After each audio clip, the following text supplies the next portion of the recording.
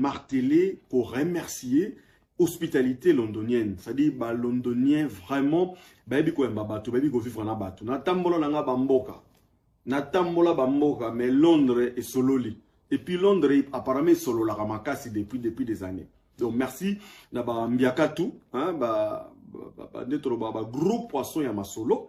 Donc, na aimé ça, le mania. Donc, chapeau.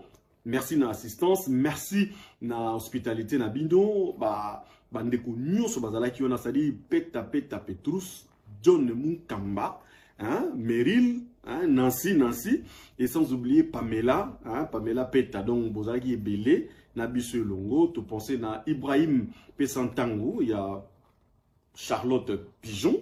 Vraiment, merci na assistance. Et également, na Andy Salon, hein, c'est-à-dire na Barking Road, Andy Salon Andy. Merci na assistance na bino.